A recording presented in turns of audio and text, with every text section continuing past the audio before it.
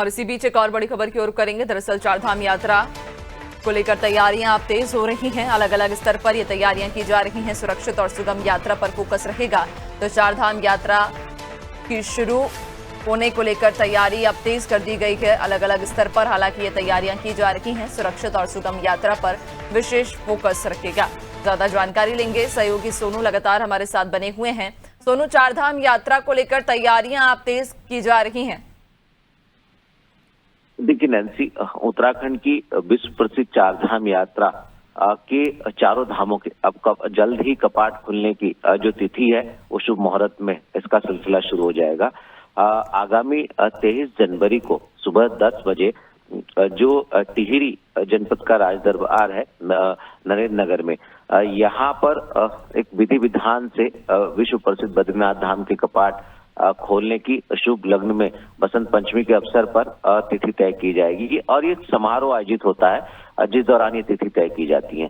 तो ऐसे में अब चूंकि जो चारों धाम इनके कपाट खुलने की शुभ मुहूर्त में तिथि तय की जाएंगी, तो जो तैयारियां हैं शासन के प्रशासन के स्तर से तैयारियां भी शुरू हो रही हैं और ये जो तैयारियां होंगी अलग अलग स्तर पर तैयारी की जाएंगी। पुलिस प्रशासन का अपना एक्शन प्लान होगा। इसके अलावा स्वास्थ्य विभाग की स्तर पर अलग तैयारी होंगी और खास तौर पर जिला प्रशासन के स्तर पर अलग तैयारी की जाएंगी।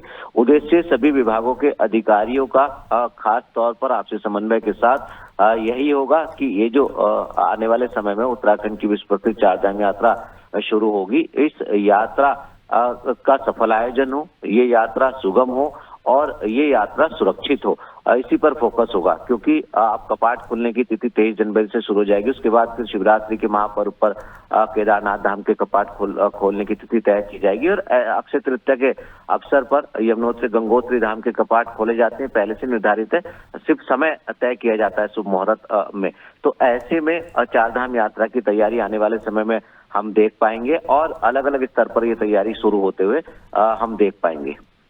बिल्कुल, यानी कि अब चारधाम यात्रा को लेकर तैयारियां तो तेज कर दी गई हैं, लेकिन सोनू, विशेष तौर पर इस बार किन बिंदुओं को ध्यान में रखा जाएगा? क्योंकि हर बार जब भी हम देखते हैं कि स्थिति पहले से ही भांप ली जाती है और इंतजाम तो कर लिए जाते हैं, लेकिन जब जरूरत होती है उस समय लोग परेशान हो जाते हैं। क्योंकि पिछली बार हमने देखा कि किस तरह से बड़ी संख्या में लोग चारधाम यात्रा के लिए पहुंच रहे थे। रजिस्ट्रेशन भारी संख्या में हो रहा था।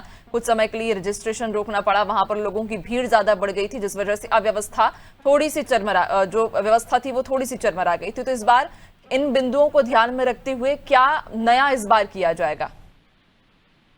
देखिए, बहुत महत्वपूर्ण सवाल नैन्सी आपका है। ये बात बिल्कुल सही है कि जब बड़ी संख्या में श्रद्धालु आस्था के साथ चारधाम की यात्रा करने के लिए देवभूमि उत्तराखंड पहुंचते हैं, तो ऐसे में कहीं ना कहीं जो व्यवस्थाएं हैं वो प्रभावित हो जाती हैं। और खास तौर पर जब वर्षा काल होता है उस दौरान जब मौसम की बेरुखी देखने को मिलती है, उस दौरान कहीं ना कहीं जो यात्री हैं वो कई बार परेशानियों का भी सामना करना उनको पड़ता है। और ऐसे में इस बार जो पिछली बार यात्रा हुई है उस यात्रा के जो अनुभव है उसके आधार पर व्यवस्थाओं में बदलाव किया जाएगा।